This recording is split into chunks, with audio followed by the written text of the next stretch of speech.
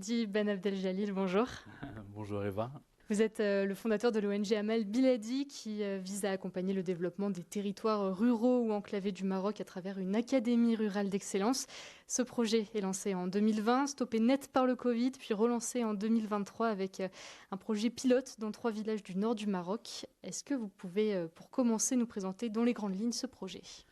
Alors en fait, je suis tombé amoureux des problématiques du monde rural il y a une douzaine d'années. J'avais fait une expédition humanitaire qui m'avait permis de constater avec effroi la situation des gens dans certains villages montagneux, notamment au niveau d'Enfkou, il y a une douzaine d'années. Et au lieu de rester focalisé sur l'aspect Maroc inutile, Maroc oublié, qui est une expression qui arrive très souvent, je me suis dit qu'un des meilleurs moyens de pouvoir montrer qu'il y a des opportunités pour ce monde-là, c'était de voir qu'est-ce qu'on pouvait faire pour permettre au village de sortir de la précarité.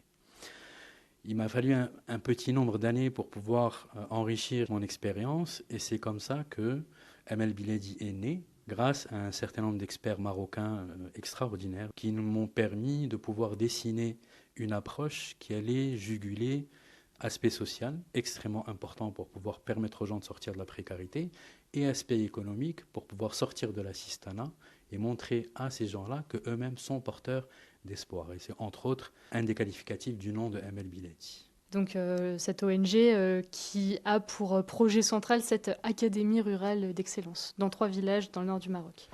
La réflexion est la suivante, suite à mon parcours. Les villages qui peuvent être éligibles, entre guillemets, à cette approche, c'est des villages qui sont prédisposés.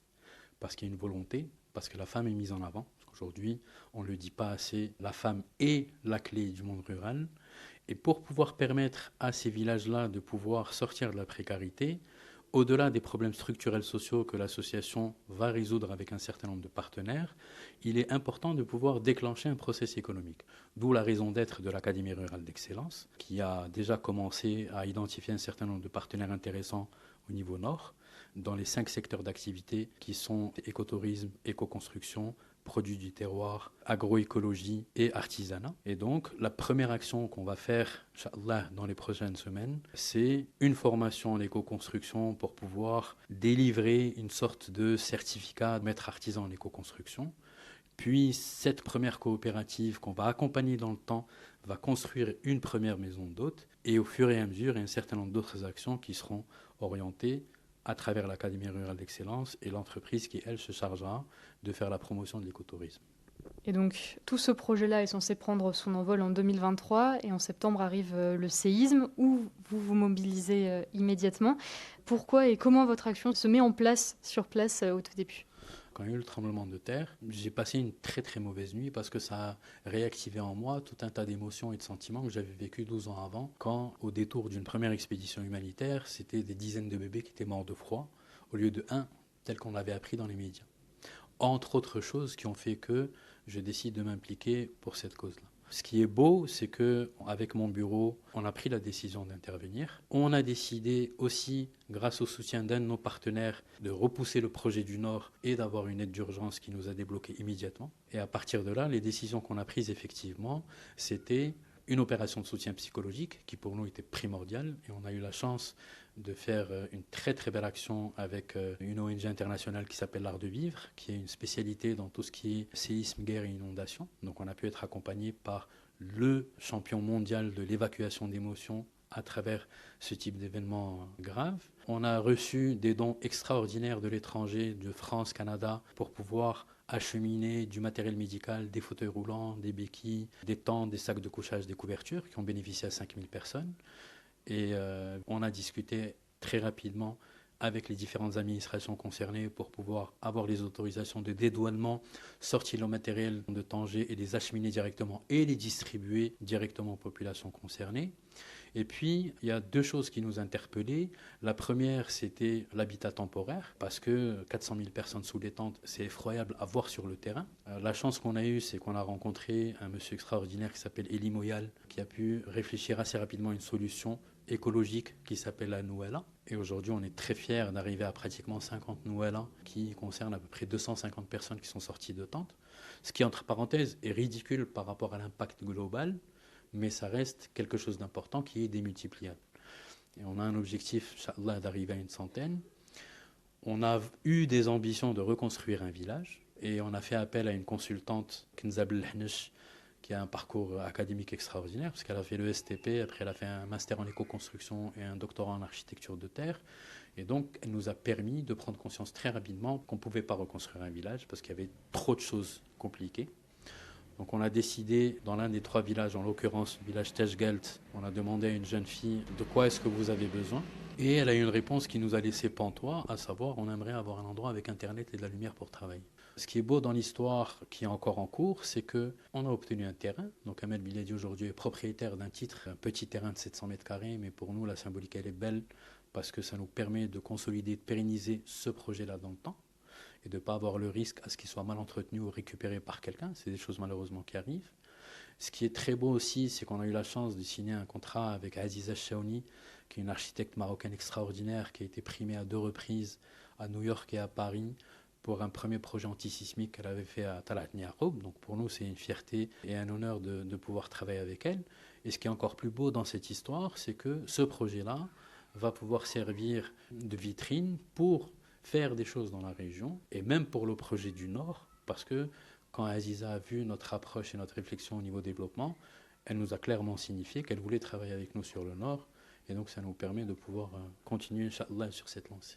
Et aujourd'hui, vos équipes travaillent encore sur le terrain? Alors oui, on a recruté aujourd'hui une équipe qui travaille pour nous, pour le projet Nouala, parce qu'on a rencontré beaucoup de difficultés à travailler avec les gens des villages, notamment dans certaines zones où le mindset des hommes qui sont censés travailler a été pollué par une indemnité financière que je trouve trop conséquente et qui ne leur a pas donné envie d'aller au-delà de ça. Parce que 2500 dirhams par mois pour quelqu'un dans le monde rural, c'est énorme, vu les besoins, entre guillemets, qui sont particulièrement limités par rapport au volet urbain. On a pris la décision, après quelques mois d'attente et de discussion et d'échanges sans succès avec eux, de recruter notre propre équipe qui travaille d'arrache-pied aujourd'hui dans la zone de Hamzmis et alhamdoulilah qui est en train de faire un travail formidable sur le terrain. On a un autre projet d'accès à l'eau potable qui utilise l'eau atmosphérique, on espère voir se concrétiser. Je pense que globalement, on devrait être présent là-bas au minimum pour 6-9 mois, voire plus, parce qu'on a identifié des pistes de collaboration, notamment dans la province de Tel Oudant,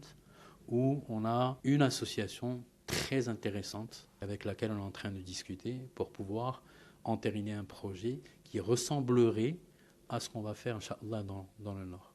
Vous êtes donc avec Amal Biladi un acteur encore essentiel sur le terrain aujourd'hui. Vous-même vous rendez régulièrement sur place.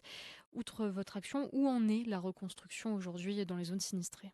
Alors, par rapport à la reconstruction, moi je suis très en colère. Je me permets de l'exprimer en toute honnêteté et sincérité pour plusieurs raisons.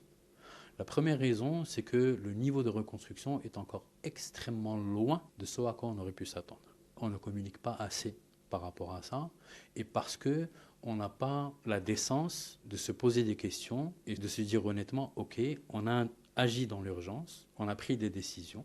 Quel est l'impact des décisions qu'on a prises? Où est-ce qu'on en est? Est-ce qu'il y a des choses à rectifier? Ça n'a pas été fait. En tout cas, pas assez. Et je vais te donner 2 retours par rapport à notre expérience terrain. Le premier, par rapport à l'indemnisation qui a été donnée. Beaucoup de femmes ont été oubliées, des veuves, des femmes seules, et que les hommes ont touché. Or, la Banque mondiale nous le dit, c'est la femme qui gère mieux l'argent du ménage. Et dans le monde rural, c'est quelque chose qui est extrêmement criant. Je le vois depuis 12 ans. Le Nord est connu pour ça. Dans le Nord, il y a une initiative féminine entrepreneuriale qui est juste extraordinaire et c'est clairement elles qui tiennent les clés du ménage. Donc pourquoi est-ce qu'on n'a pas reversé cette indemnité aux femmes plutôt qu'aux hommes? Ou en tout cas moitié-moitié. Et la deuxième, par rapport à la reconstruction, j'ai l'impression qu'on a voulu se délester d'une responsabilité, donner l'argent aux habitants pour qu'ils construisent eux-mêmes leur maison, sauf qu'il y a un certain nombre de contraintes sur le terrain qui sont énormes. Par exemple, comment on peut expliquer à ce que les tranches soient délivrées de cette manière-là, avec un retard aussi énorme entre première tranche, deuxième tranche, troisième tranche, quatrième tranche, parce qu'il y a des vérifications qui doivent se faire, ce qui fait qu'au bas mot, on est entre 8 à 12 mois minimum pour pouvoir reconstruire la maison. Ça, je parle en théorie. Sur le terrain, c'est au minimum moitié plus.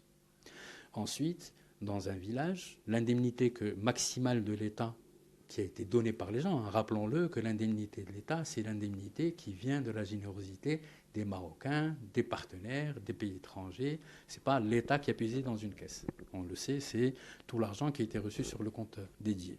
Cette indemnité-là, de 140 000 dirhams, ne permet pas de construire plus de 70 mètres carrés en briques ciment. On est extrêmement loin de construire un patrimoine local. Et c'est moche de voir un village avec des maisons en briques-ciment. Avant, c'était quelque chose que quelques habitants faisaient parce que pour eux, c'est montrer qu'ils ont plus d'argent.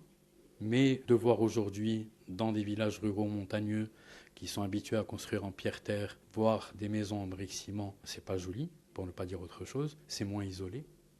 Et surtout, on met en place des maisons maximum de 70 mètres carrés pour des familles qui habitaient dans du 200-300 mètres. Donc comment est-ce qu'on va abriter dans un 70 mètres carrés une famille de 20 personnes? Une famille de 20 personnes, c'est plusieurs frères et sœurs qui habitent dans la même bâtisse.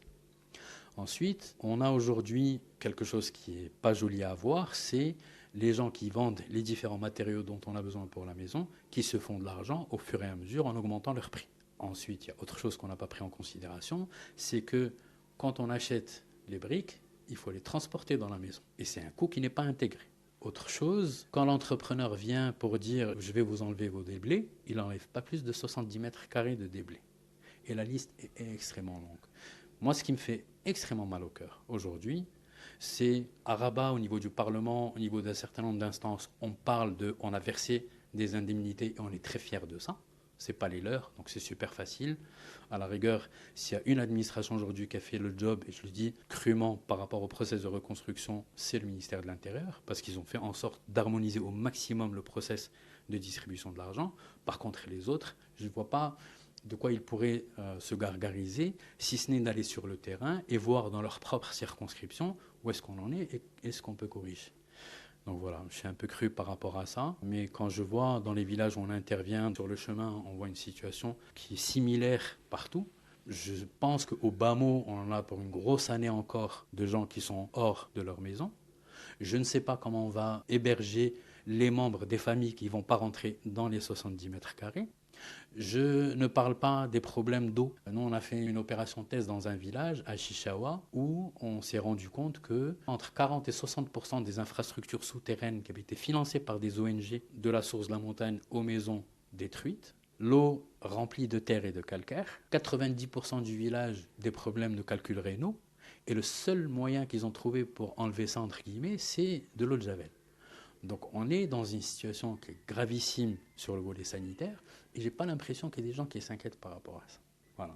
Peut-être une dernière question pour terminer. Vous, en tout cas, avec cette ONG Amal Biledi, avec ce que vous nous avez raconté, les projets que vous avez sur place, tout ça demande un financement. Et c'est aussi l'objet de votre livre, du coup, que vous présentez en ce moment à l'Institut français, Folle Sagesse.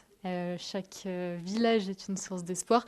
C'est pas le seul médium que vous utilisez pour essayer de lever des fonds. Vous parlez de l'importance de l'art, de la culture et du sport pour promouvoir cette action-là. Est-ce que vous pouvez nous en parler Il y a 12 ans, quand j'ai commencé mon activisme entre guillemets par rapport au monde rural, j'ai très rapidement compris qu'on pouvait utiliser ces 3 canaux pour pouvoir sensibiliser les gens.